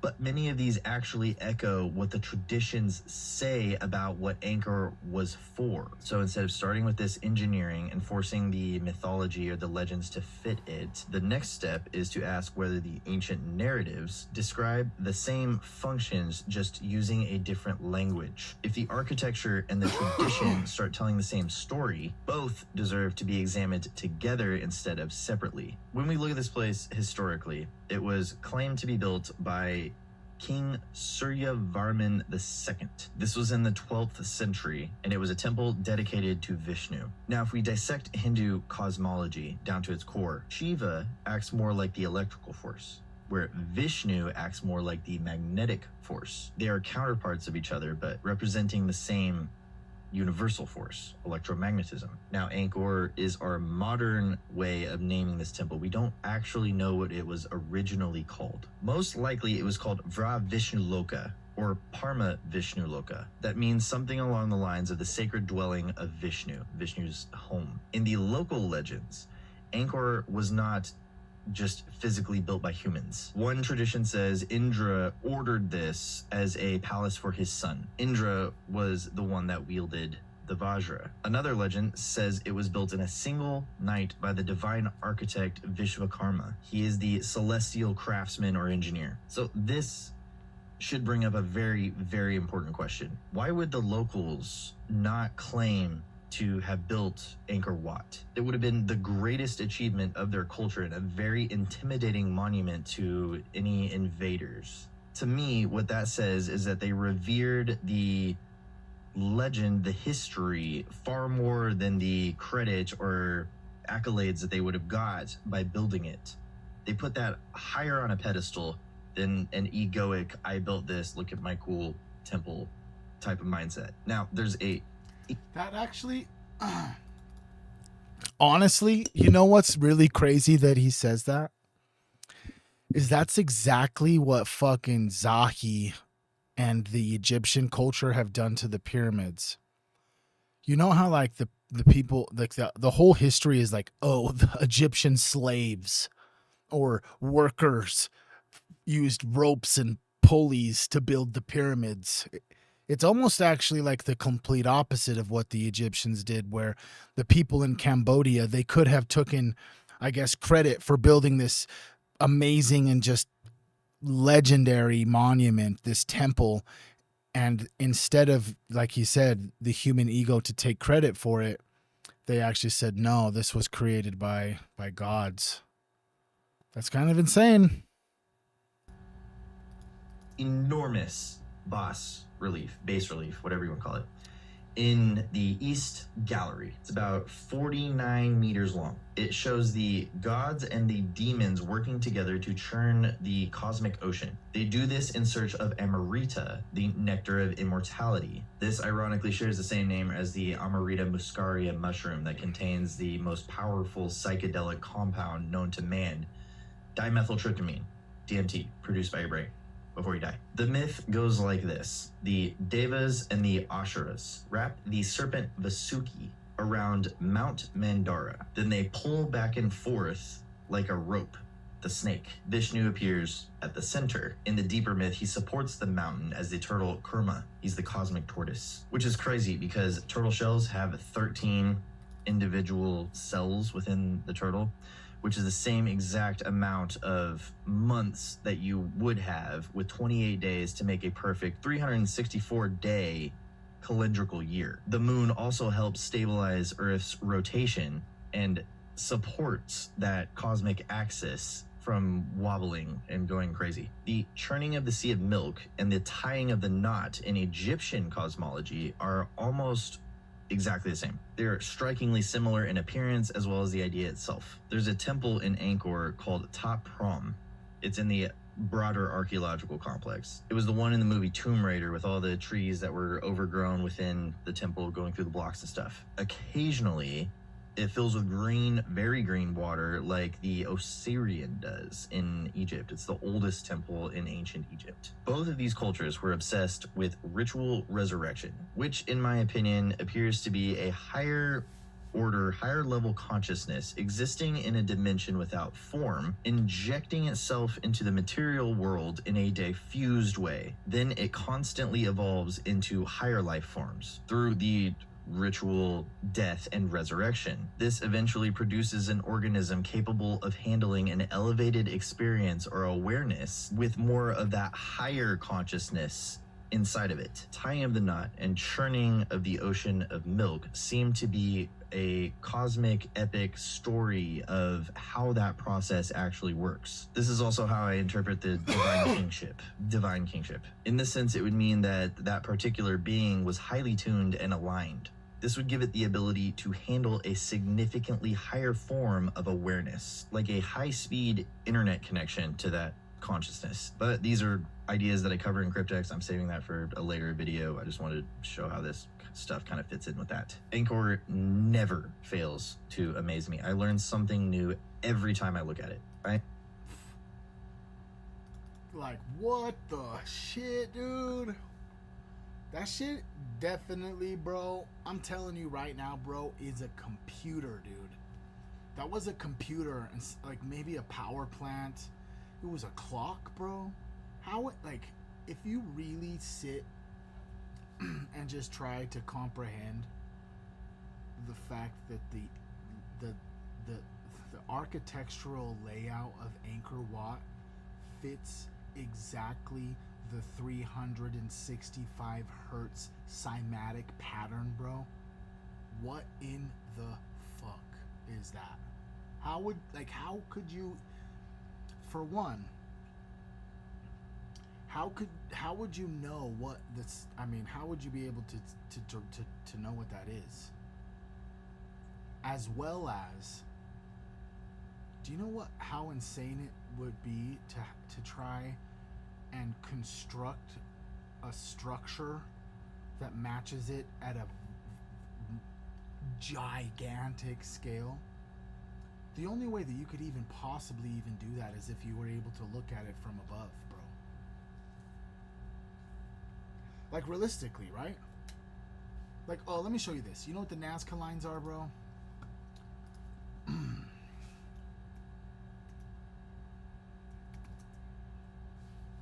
The Nazca lines. Do you guys know what those are? Let me show you over here. Okay, bro. You see all these right here? These are humongous, bro. We love you, Julia. Julia P's in the house. We love you. Thank you. The Nazca lines, bro. Look at this.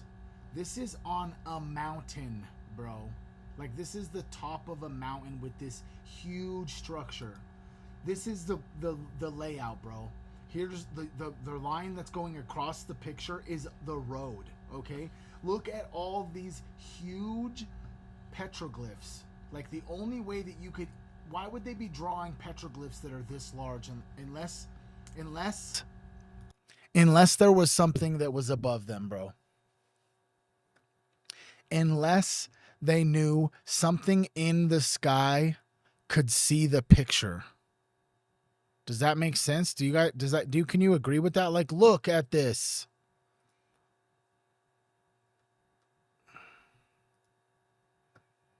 For when they astral project, that's kind of an interesting concept, bro.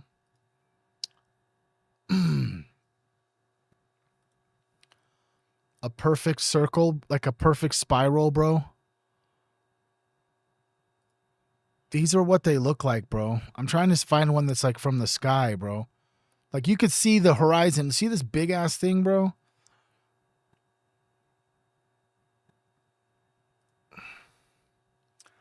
Come on, give me some more.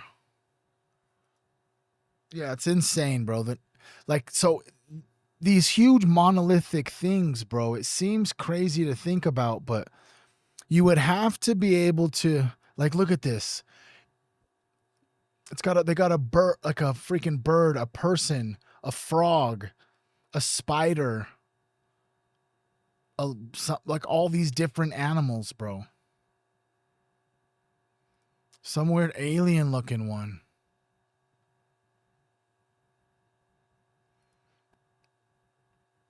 It's so crazy, bro.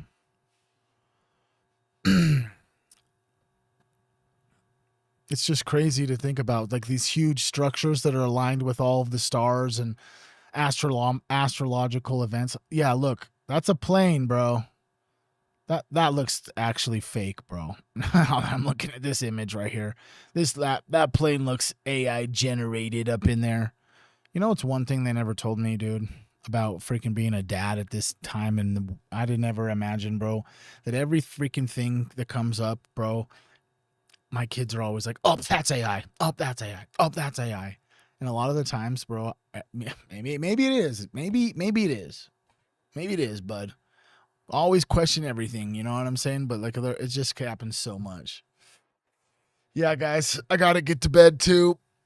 I love you guys. Apple Juice, thank you guys all for coming to hang out, bro. You know, it wasn't a real crazy stream. We were just learning about the largest temple compound on the planet and how it is a power generator and a computer and probably like a healing frequency machine.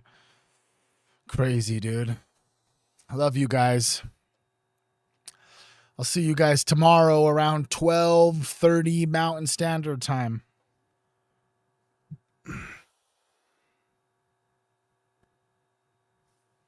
I hope you guys have a blessed night. Go get some rest. I will see y'all tomorrow. And if nobody's told you today, I love you. Peace out.